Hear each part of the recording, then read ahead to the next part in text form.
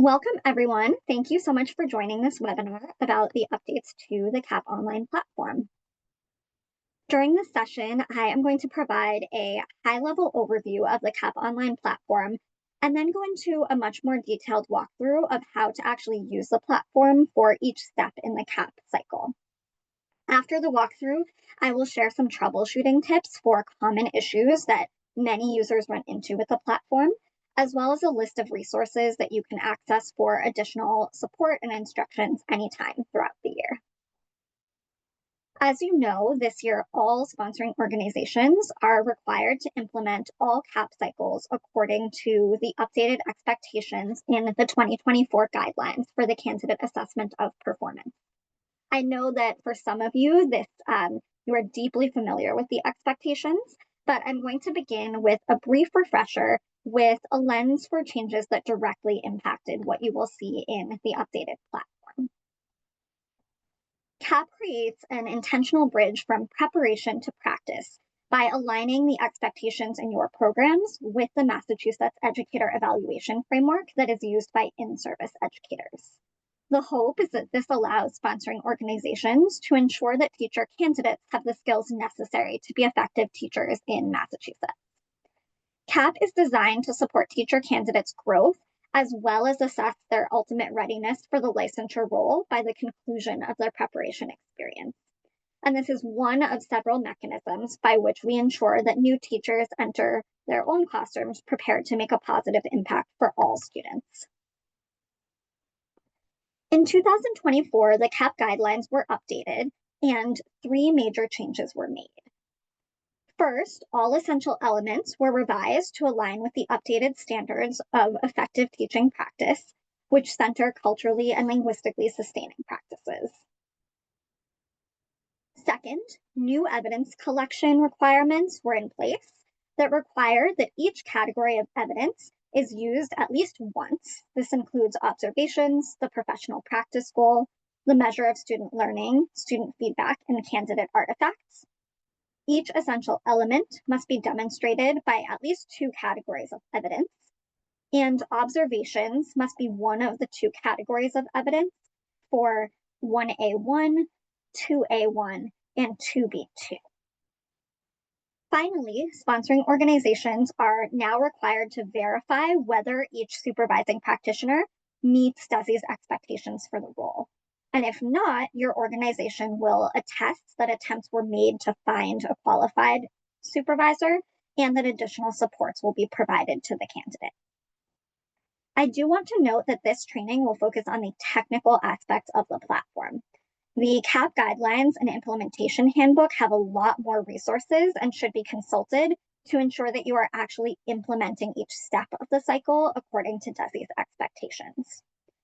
I also want to note that a lot of the information in this training is the same as in prior years. So if you are a CAP manager that has served in this role before, you'll notice that many aspects have not changed. And I'll try my best to make it clear when something is new based on the recent updates to align with the updated guidelines. The CAP Online platform is a virtual system for implementing this performance assessment in alignment with the guidelines.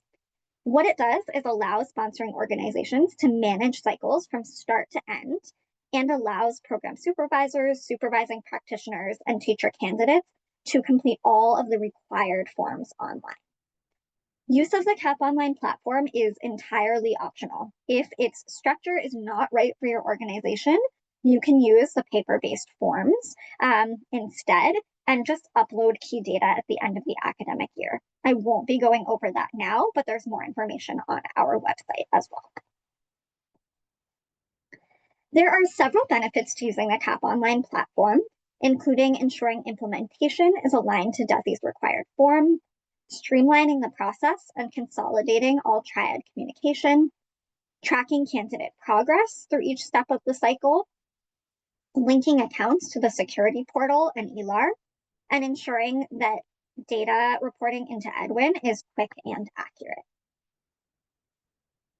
During DESE's annual Back to School welcome meeting in the middle of August, we did share some news about the future of the CAP Online platform, And while I know that many of you were there, I do want to share it again because it's specifically or very relevant to this group. Like many of your organizations, DESE is navigating the ongoing uncertainty about policies and federal funding from US DOE at the moment. With a statewide hiring freeze in place, we are currently unable to fill 2 recently opened positions on our team. And we're also anticipating some potential future funding cuts at the federal level. And so this has meant that we've needed to make some difficult choices about where to invest our limited resources. Unfortunately, this school year, 2025-26, will be the last year that sponsoring organizations will be able to use full functionality on the CAP Online platform to operate their cycles from start to finish. As you know, we have devoted a lot of time over the past year to updating the CAP Online platform, and like you, we have been excited for its release. These updates were made assuming that this would be the platform that you all would use for many years to come. In the spring, we lost our dedicated IT support for this platform, and we're able to ultimately advocate for resources to finish the planned updates and keep the platform open through the end of this school year. But despite our efforts, we were not able to find a sustainable alternative to keep it around longer term. This decision was made recently, and I know that it raises a lot of questions, some of which we do not have answers to yet. But we know that this will impact your organizations, and so wanted to make sure we shared it as transparently and as early as we could. We will be sharing more information and resources about this in the coming months. At this point, we do want to assure you that while your organization will not be able to start new CAP cycles on the platform starting in 2026-2027, all information from previous CAP cycles will remain accessible both to you and to DESE when reviewing candidate artifacts during formal and interim reviews. If you do have questions about this, please email us at educatorpreparation@mass.gov. The rest of this presentation will focus on the full functionality of the platform that can be used throughout this coming academic year. So we're going to go into the roles and responsibilities. The CAP manager, PS, FP, and TC all have unique roles, responsibilities, and capabilities in the CAP Online platform. The CAP manager holds primary responsibility for training and supporting both of the field supervisors as well as TCs on both the actual components of the CAP cycle as well as technical use of the CAP Online platform. As a CAP manager, you can view candidate progress for all open cycles within your organization. You can also view reports for all closed cycles, and if needed, you can upload data for any cycles that are conducted outside of the CAP Online platform. For quite a while, sponsoring organizations have requested the ability to assign CAP manager permissions to more than one person, and I am happy to share that you may now have up to 3 CAP managers. If your organization has a directory administrator, you can do this independently. And if not, you can send an email to us at educatorpreparation.mass.gov for support. There should only be multiple CAP managers in cases where candidate numbers or program structures make it difficult for one person to manage all cycles. And in these cases, each person should own a subset of the cycles from start to finish, rather than portions of the same cycle, just to ensure that information is not accidentally overwritten. This slide outlines the unique capabilities for the CAP manager, as well as each supervisor and the teacher candidate. As you can see, the CAP manager can start and end cycles, view progress for every single CAP cycle within the organization, open closed forms if they need to be edited, upload evidence, and add or change program supervisor and supervising practitioner assignments. The program supervisor can do everything that I just referenced, just for a subset of candidates that's assigned to them, as well as enter information into those candidates' CAP forms. The supervising practitioner has a bit of a more limited role. They can view progress, complete CAP forms, and upload evidence for the specific candidates that are assigned to them. And the teacher candidate has the most restricted role. They can view their own progress complete a narrower subset of forms, upload evidence, and then view only for observation and assessment forms once they are submitted in final form by their supervisors. Each of these roles will need an account in order to access the platform. CAP manager permissions can be assigned by the sponsoring organization's directory administrator. If you need this permission and your organization does not have a DA, please just email us for assistance.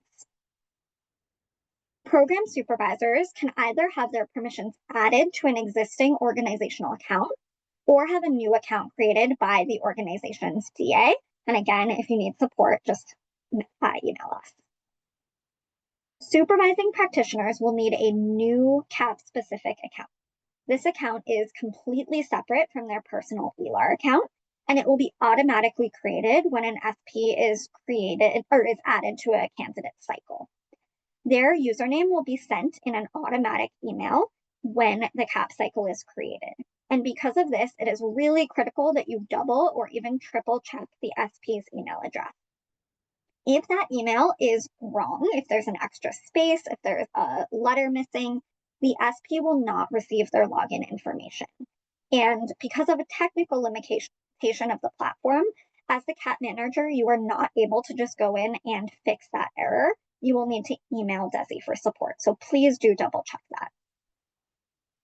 Finally, the teacher candidate will gain access to the CAP Online platform through both enrollment in early ID and creation of their individual CAP cycle. Once they are added to a CAP cycle, the CAP application will show up on their home ELAR page. The next step for each person will be to log in. All users can log in with the same link, which is shared on this screen. CAP managers, program supervisors, and supervising practitioners, once they log in, will be brought to the security portal, and teacher candidates will be brought into ELAR.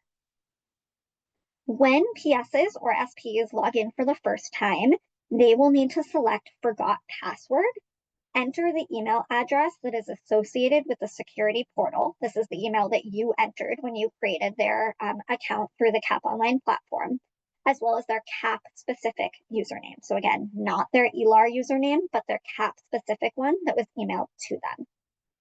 They will then follow the email directions to reset their password and then log in using the CAP-specific username and new password. If an SP or PS reports that they have issues logging in, you can also advise that they try to use an incognito or private browser window. This will just ensure that their personal ELAR account information is not automatically being entered and then taking them into the wrong account. If you assign an SP to a CAP cycle, but they do not receive the email with their username, it is generally for one of two reasons. First, some districts block the auto-generated emails from reaching the SP. If you think that this might be the case, you can log into the platform to find this information. The PS is also able to do this. So to do so, you would log in, click on the candidates cycle, who the SP is associated with, go to correspondence history in the left-hand navigation bar, find the specific message with the information sent to the SP, and then share that information with the SP using your regular email account.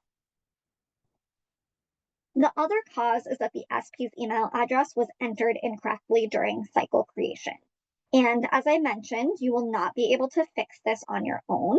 So if you think this is the case, please email DESE at educatorpreparation@mass.gov, and we can go ahead and correct that typo for you.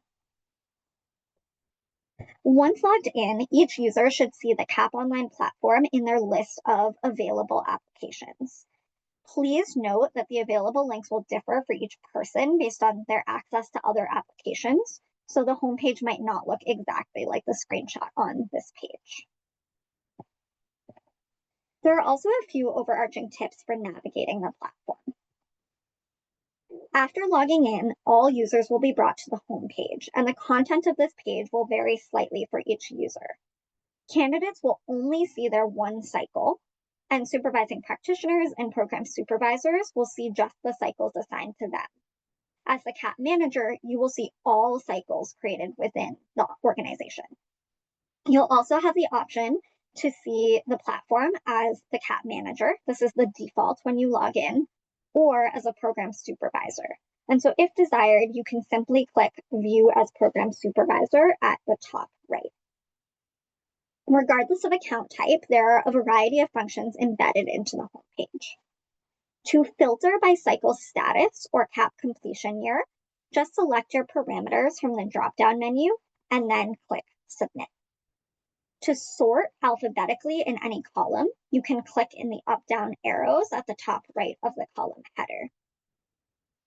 To search for a specific candidate, supervisor, or program, you can type or paste text into the search box.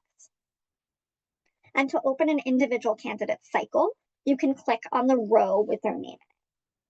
Once you've entered an individual candidate cycle, if you'd like to return back to this home page, you can click Home from the left-hand navigation bar. Once you enter an individual candidate cycle, the left-hand navigation bar will expand to show all cycle steps. This is how you and the supervisors will access the required forms, evidence upload page, and correspondence history between members of that specific triad. So this will just be the program supervisor, supervising practitioner, and candidate for a specific cycle. Before moving into some of the guidance for each of the steps within the cycle, there are two really important overarching things to understand about the CAP platform, and these are really important for you to share with the program supervisor and supervising practitioner. First, throughout the platform, pages are required fields are denoted with bold text and an asterisk. You can see an example for this with the grade level of practicum students on this page, and just tell program supervisors and supervising practitioners that these fields must include information in order for the complete button to appear on any form. It's also very important for them to understand that the platform does not autosave like a Google document. Content will be lost if a window is open in the background and times out, or if it is closed without saving.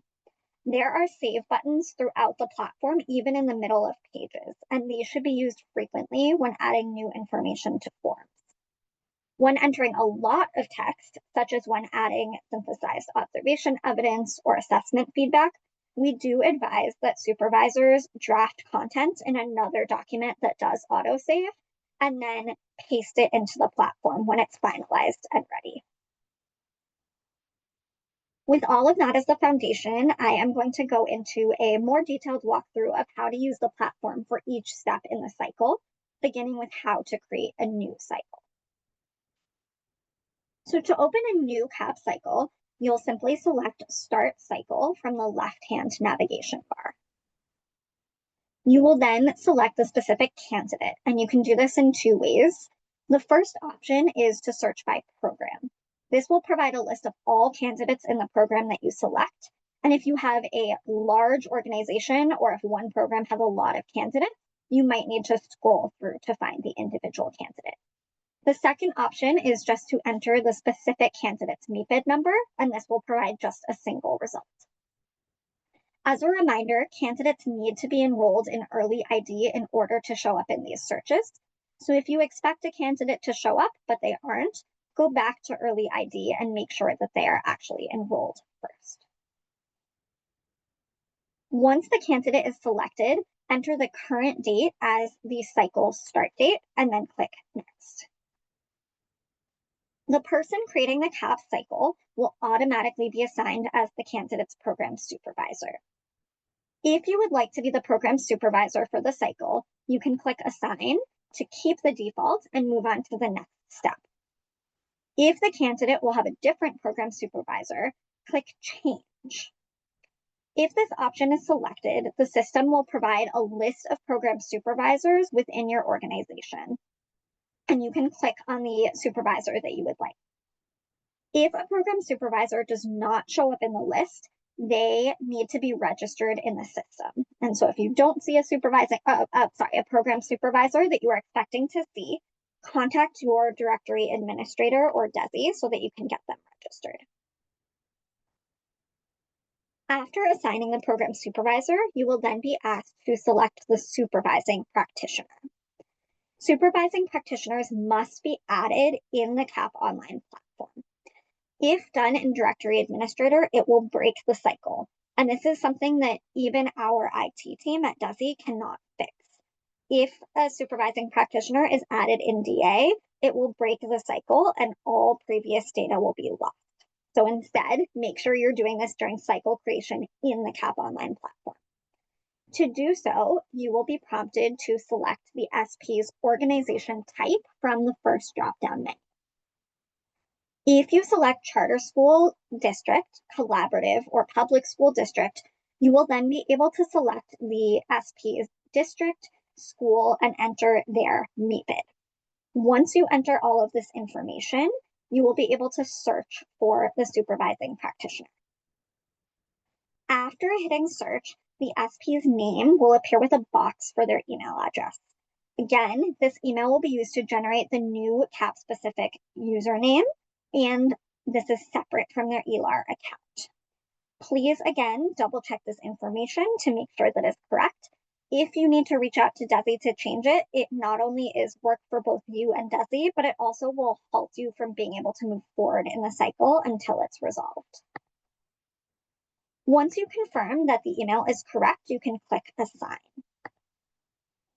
If you cannot find an SP, it is likely that that educator has been coded as either on leave, exited, or reported by a different district in EPUMS. If you think this is the case, you can first check with the district to confirm if they have reported this educator in the year's EPUMS data. If they haven't, you can follow the directions on the next slide until the SP is reported and then enter this information. If the district says that the SP is in EPUMS data, you can reach out to us by email so that we can assist you. If the SP is from a private or out-of-state school, you will select the appropriate option from the drop-down box under organization type. This will include any special education schools. In either case, you will need to enter the information for their first name, last name, practicum, state, district, and school manually. It is also really important to note that private school and out-of-school SPs will not be able to fill out the forms on their own due to access and security concerns. So in these cases, either the CAP manager or the program supervisor will need to enter information for the SP within relevant forms on the SP's behalf. Last, you will verify the cycle creation information. You'll make sure that the teacher candidate, supervisors, and practicum setting are all accurate. If everything is accurate, simply select Start Cycle. If not, you can select back as many times as you need to in order to make corrections. Once you click Start Cycle, you will automatically move on to the CAP form.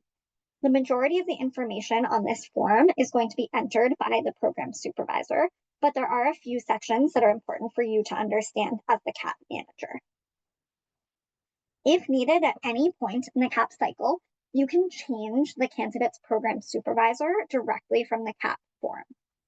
If this is relevant, scroll down to the program supervisor information section and click Change, and then you'll follow the same instructions that I gave you previously.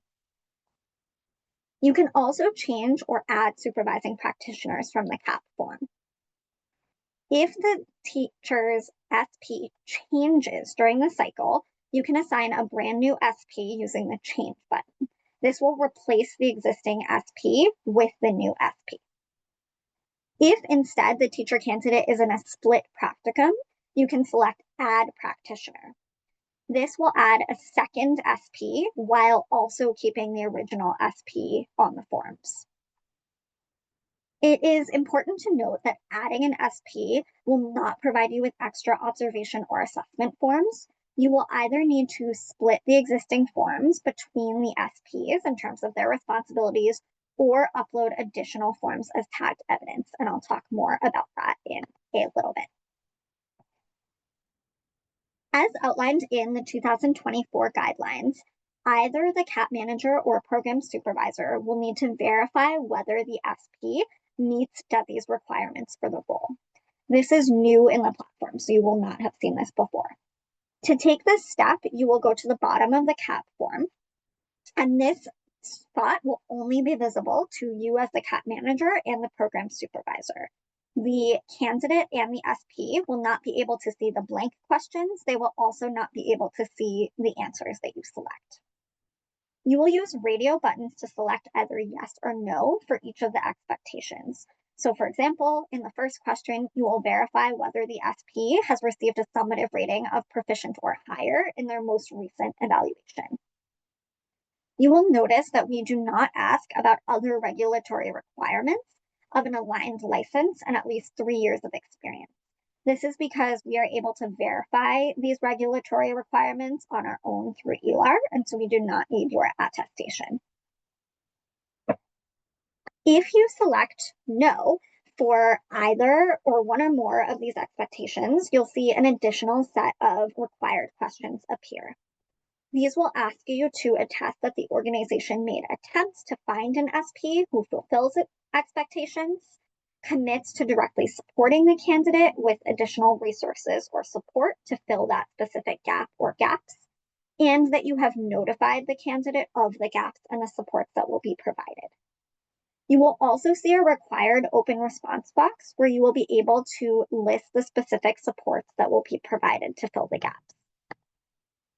If a teacher candidate is in a split practicum and has 2 SPs, you will not see 2 versions of this section of the form.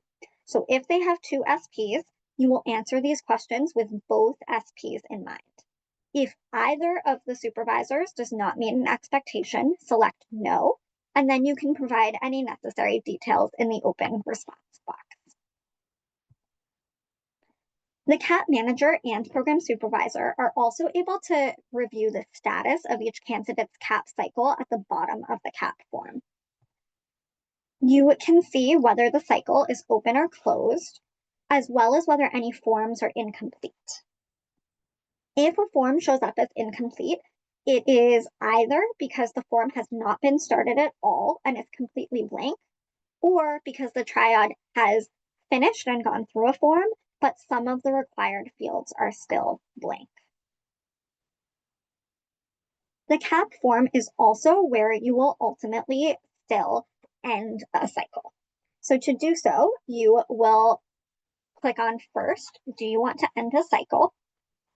And then choose the reason for ending the cycle from the available drop-down menu.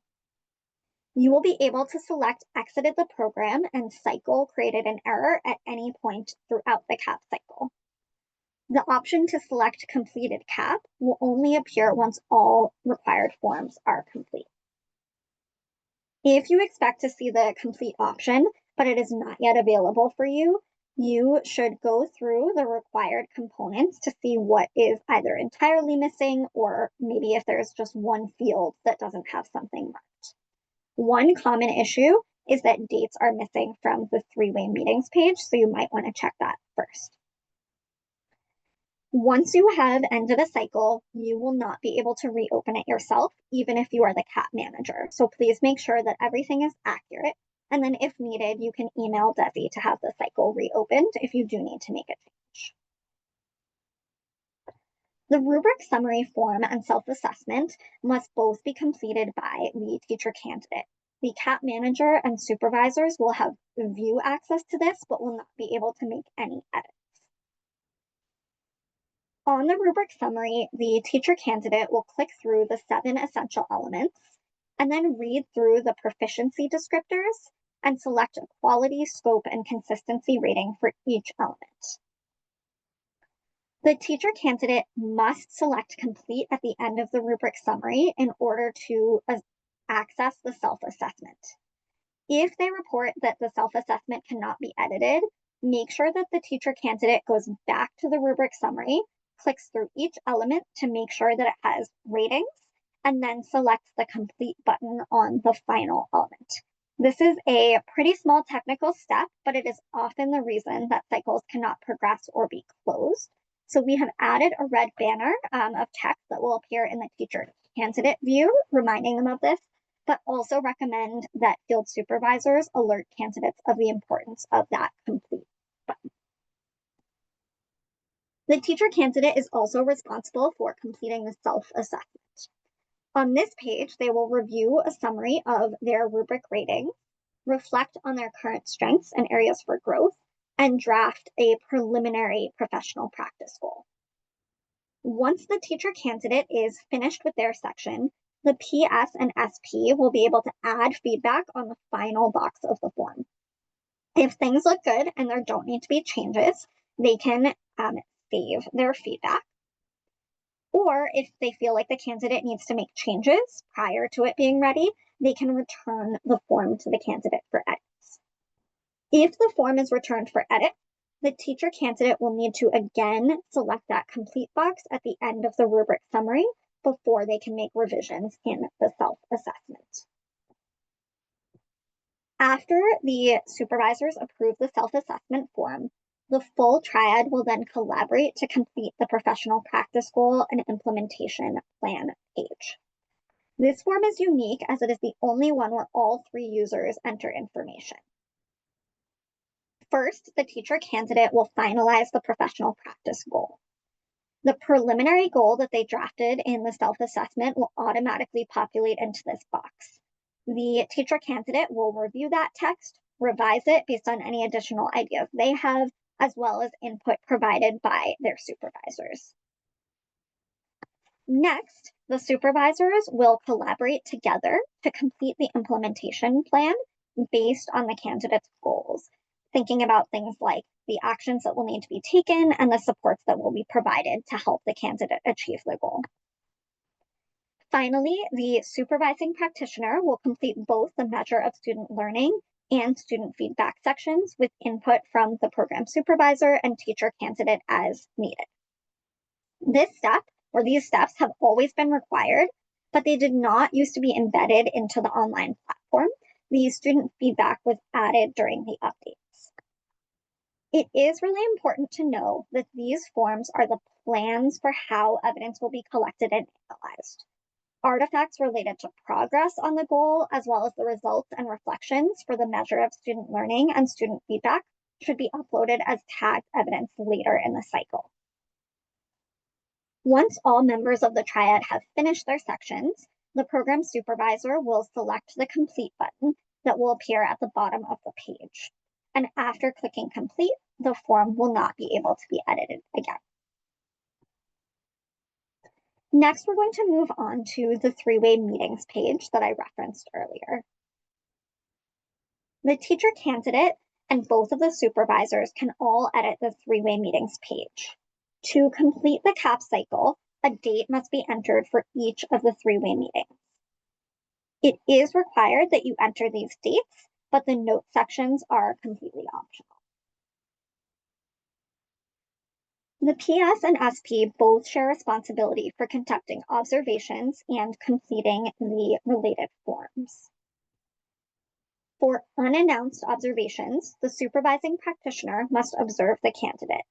The program supervisor's presence is optional. For announced observations, both the supervising practitioner and the program supervisor must observe the candidate, and their feedback must be calibrated. At the top of each form, there is a question about observers. If both the supervising practitioner and program supervisor conducted the observation and will be completing the form together, this is considered a joint observation. If only one supervisor conducted the observation, this is considered an individual observation. The PS will have the option to select PS only, and the SP, in their view, will be able to select SP only. While the SP is required to be in all observations, you'll notice that all forms do include the PS only option. This option is there for cases where an out-of-state or private school SP does not have access to the platform. And so in these cases, the SP does still complete the observation, but the PS will be the one to enter the information into the forms. The layout of each observation form changes based on who is conducting the observation. If completing the observation individually, Supervisors will see just one box to enter information for each question. If they're completing the observation jointly, they'll instead see 3 boxes, one for the supervising practitioner, one for the program supervisor, and one that says calibrated. Only the calibrated boxes are required, and only the calibrated text will automatically pre-populate into the formative and summative assessments. You'll see that the calibrated boxes are always bolded and include that asterisk if they are for a required element. The observation form can sometimes be a little bit finicky, and so the tips on this slide can prevent some of the most common problems that we see questions about. First, avoid toggling between the individual and joint form buttons. Switching back and forth between either the SP or PS only option and the joint mode is pretty likely to lead to data loss. And so to prevent this, supervisors should decide in advance who will complete each observation and if it will be an individual one or a joint one. For joint observations, only one supervisor should be responsible for entering calibrated text and clicking save. The calibrated boxes will reflect content from the last person who clicked save. So if 2 people are in the form, one enters calibrated text and the other clicks save, that text will be erased. So to avoid this and accidentally overwriting work, only one supervisor should enter text into the calibrated forms and then be the one to click save. Supervisors should again decide in advance who will take that role ahead of time. There is also a new question on the announced observation forms that will show up for the program supervisor. They will be asked about the modality of the observation for them and if it was in person, virtual synchronous, or virtual asynchronous. This question is only on announced observation forms, as both supervisors are required to be in person for unannounced observations. As is detailed in the guidelines, program supervisors can only conduct the announced observations virtually if the sponsoring organization has been granted DESE pre-approval in advance. The required and optional elements have also been updated throughout the platform in alignment with the updated guidelines. In the past, there were different focus elements for each observation.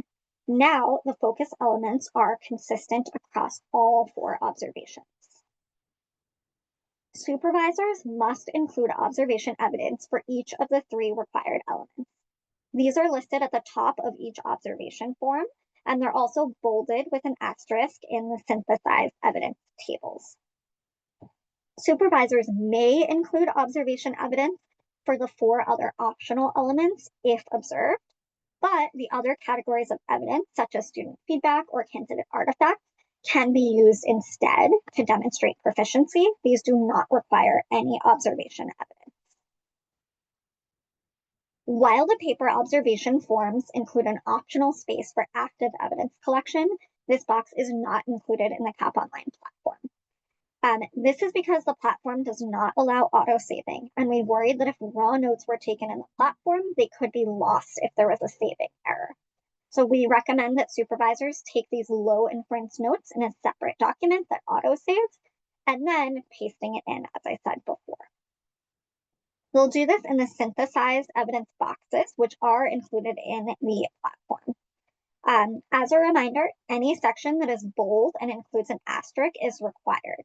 So, for example, on this slide, safe learning environment is a required element, so it must be included in the observation. You can see that it is bold and includes an asterisk. And adjustments to practice is optional, so it's just in regular text. Because the example on this page is from a joint form, only the calibrated evidence is required, and so calibrated evidence is bolded and includes an asterisk. The notes in the sections that say supervising practitioner or program supervisor evidence are optional. The feedback section has always included space to document the candidate's current areas of strength and areas for growth. These should be targeted judgments about what is going well and what can be improved based on the observation. The form now also includes required space to add specific strategies, recommendations, or resources to reinforce or improve in these areas. Information in this section of the form may be tied to individual elements, or it may span multiple elements.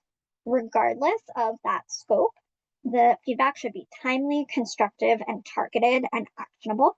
And you can refer to the High Quality Feedback Quick Reference Guide for more information on DESE's expectations for written feedback. For candidates enrolled in early childhood, elementary, moderate disabilities PK2 or PK8 programs, the early literacy look-fors will be automatically embedded at the top of announced observation 2. This form is embedded within the second announced observation because we recommend that the early literacy observation occurs towards the end of practicum when candidates have assumed full responsibility for instruction during the literacy block. While we do recommend that this is completed as part of the second announced observation, there may be circumstances where a triad prefers or needs to complete it during announced observation 1. If this is the case, you can complete announced observation 2 with the early literacy form first, and then complete announced observation form 1 without the early literacy form second. The CAP Online platform does not have any logic in place that would prevent you from completing the forms out of order. When completing announced observation 2, supervisors for candidates in early literacy programs will automatically be prompted to take the following steps. At the top of the form, the supervisor will be prompted to select the look-for grade band that aligns with the candidate's practicum placement grade. So for an example, an elementary candidate placed in a first grade classroom would select the PK through 3 grade band for the look-fors. But an elementary 1 through 6 candidate placed in a fourth grade classroom, you would select the 4 through 5 grade band for the look-fors. The supervisors will then add evidence of the early look-fors in the notes section, and these notes will be required in order to complete the form. Then the supervisors will incorporate what they noticed about early literacy instruction into the regular synthesized evidence boxes for the 3 required elements and actionable feedback as relevant. It is very important that supervisors know that while the look-for fields are required, only the synthesized evidence will automatically populate into the formative and summative assessments. So given this, it is very important that they are embedding early literacy specific feedback into the synthesized evidence and actionable feedback sections. The teacher candidate will only be able to view observation forms once supervisors select complete. This button will appear at the bottom of each observation form once every single required component includes information. And if conducting a joint observation, both the SP and the PS will need to select complete. The CAP manager and program supervisor can unlock completed forms if an error is made by clicking the edit button. This edit button will only appear once both supervisors have marked the form as complete. So if you are hoping to edit, but that button is not available, you may need to ask the supervising practitioner to also select complete before you can then unlock for editing. Observations are just one of the 5 categories of evidence, and files related to the other categories can be uploaded to the platform via the Upload Evidence Files page. The CAP manager, program supervisor, supervising practitioner, and teacher candidate can all upload files. So this includes, but is not limited to, the following examples from each category. Candidate artifacts may include lesson adaptations, student work, family collaboration or feedback, as well as reflection logs. Measures of student learning could include raw or summarized exit tickets, assignments, quizzes, and tests, as well as candidate reflections. This could also include the optional measure of student learning form. Student feedback should include raw or summarized student surveys or discussion notes. It should also include the required portion of the candidate reflection on student feedback form. Additional observations could include observation forms for split practicums, where the SPs are conducting additional observations, or if you decide to require a fifth observation. And then the professional practice goal, these materials will vary based on what the specific goal and benchmarks are for that candidate. There are some limitations on the amount of data space and formats of files. So please note that the maximum amount of data space for each cycle is 100 megabytes. Once reached, you'll notice that you cannot add any more files. And then you can add a variety of files, including Word documents, Excel files, PowerPoints, PDFs, a variety of image formats, music, and videos. So it is fairly flexible. To appear in the formative assessment and the summative assessment, it is very important that you note that each file must be tagged. It needs to be tagged to one or more categories of evidence and one or more essential elements. Once evidence has been uploaded, it will be viewable under the current uploaded evidence files on that page. And only files tagged to the elements will actually appear in the formative and summative assessments. The first half of the CAP cycle leads to the formative assessment. The expectations for this assessment are described in detail within the CAP guidelines. The following slides focus much more on the layout of the CAP Online platform and how to enter this information.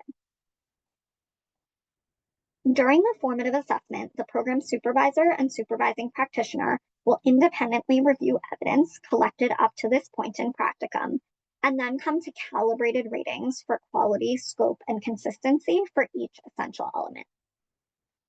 The screenshot on this slide is really small, and I know that, but it is small so that it captures all required components for one element. The same layout is repeated for each of the 7 essential elements. Each begins with the proficiency descriptors for unsatisfactory, needs improvement, proficient, and exemplary. As a reminder, this language is specific to each element, and so you should be looking at the proficient descriptor for each before making ratings. The evidence sources section will then automatically be populated with both any text entered into the synthesized evidence boxes from each observation that has been conducted prior to this assessment, as well as links to the uploaded evidence files that included a tag for this specific element. After reviewing all of the evidence that's available, the supervisors will together choose ratings for quality, scope, and consistency from the drop-down menus. And then they should make sure to click Save after each element before moving on to make sure that if for any reason the window is closed, the work that they have already done is saved. Once all of these ratings are completed for all 7 elements, the PS and SP will move on to the overarching feedback at the bottom of the form. This section will begin with a pre-populated table summarizing all of the ratings that they selected above. Supervisors will then consider the candidate's practice overall and share one or more areas of strength and one or more areas of growth. Each should include both evidence-based feedback and specific recommendations to support improvement. Supervisors must then click Save on this final section in order for the complete button to appear. Like the observation forms, assessment forms will only be shared with the teacher candidate once both supervisors click Complete, and the CAP manager and program supervisor can unlock completed assessments if an error is made once both supervisors have selected Complete. This CAP cycle then culminates with the summative assessment. Like the formative assessment, each summative assessment starts with the proficiency descriptors. It also includes all available evidence, including sources that were submitted prior to the formative assessment, as well as any sources of evidence added since. The rating section is now expanded to include a summary of how quality, scope, and consistency were rated during formative assessment, followed by blank space to select new ratings for these for the summative assessment. And then yes and no radio bubbles where you will indicate if the readiness thresholds have been met. At this stage, quality must be proficient, while scope and consistency may be needs improvement in order to say that the readiness thresholds have been met. Supervisors will then check off the categories of evidence used to support these ratings. And it is important that these boxes align with what is available in the pre-populated observations and tagged evidence below. If something is missing, it was likely not tagged to the correct element or the correct evidence category when uploaded. We are working with the IT team to see if these tags can be edited, but at least as of now, if something is missing, you will need to re-upload that evidence and tag it correctly in order for it to show up. Finally, supervisors will enter calibrated rationale for ratings based on the full body of evidence and then click Save. As is outlined in detail within the guidelines, supervisors are now required to ensure that the expectations on this page are met across all elements within a cycle. It is important to note that the platform does not automatically check for this. So in other words, there is no mechanism to indicate that a cycle cannot be closed if these expectations are not met. Given this, sponsoring organizations need to have their own systems in place to ensure that these expectations are met for each candidate prior to closing their cycle. And as in the past, appropriate use of evidence is something that DESE will check for in our random sample of performance assessment files during formal reviews. At the bottom of the form, supervisors will see, again, a pre-populated summary of ratings for each element. They will then enter evidence-based feedback, as well as a recommended future professional practice goal. And then they will determine whether this individual candidate is or is not ready to teach. To select ready to teach, all readiness thresholds must be met. So you should see the word yes throughout that final column. As with all other forms, the complete button will only appear once all required aspects of the form are complete, and both supervisors must select this box to share it with the teacher candidate. If this is taking place close to the end of the PK-12 school year, please make sure that the SP selects complete before they leave for the summer. We have had situations where the SP has not checked this box, gone away for the summer, not checked their inbox, and then there's no way to override this necessary step. Again, we are working with IT to make this happen, but it is still not something that we have been able to embed in the system. The final page that you can access is called Reports. If you are using the CAP Online platform, you do not need to submit CAP data reports at the end of the academic year. This is only required for organizations that use an alternative system to manage their cycle. But you do have the option to download reports for closed cycles. And you can download information for all cycles completed with one academic year, all cycles completed prior to full implementation of the 2024 CAP guidelines, or all cycles completed using the 2024 CAP guidelines, starting this year, which is the year that they are required for all programs and all candidates. Just to reiterate, that last download will include any cycles created after September 1st, 2025, but will not include candidates who might have piloted the 2024 guidelines last year. When you download this information, you will be able to see all ratings, but this will not include things like the comments that are entered. And this is something that we are working with IT on to see if it's possible once the CAP Online platform is only used for data reporting, if we can make it easier to download that information as well. The next few slides include a consolidated list of troubleshooting for frequent problems that arise. I have already covered this content out loud, so for the purpose of this webinar, I am not going to read it out loud, but these are available for your use after the session if desired.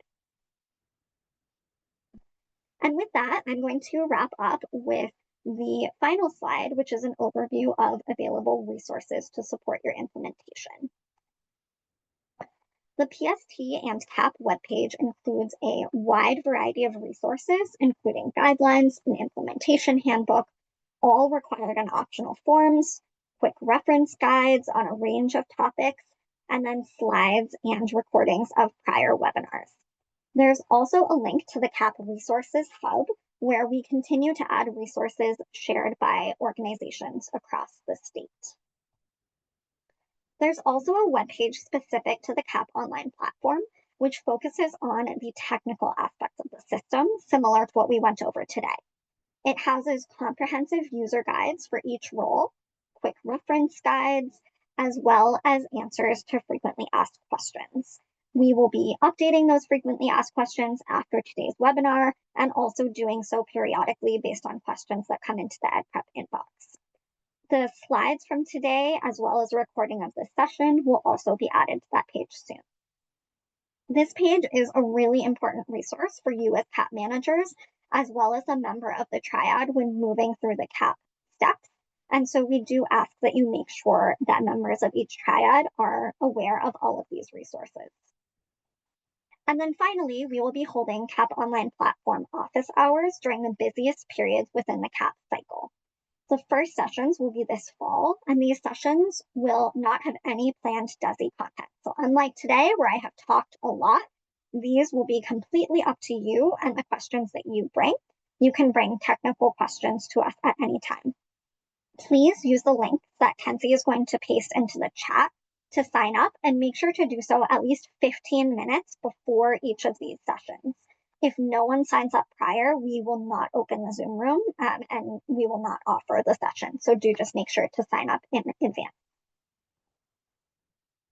Thank you for your attention during the presentation portion of this training. I know that it was a tremendous amount of information, and I really do hope that it was helpful live, but also is helpful to look back on later. I wish you all success as you open new cycles in the coming academic year. And just remember that our team is also always here to help you anytime in the inbox.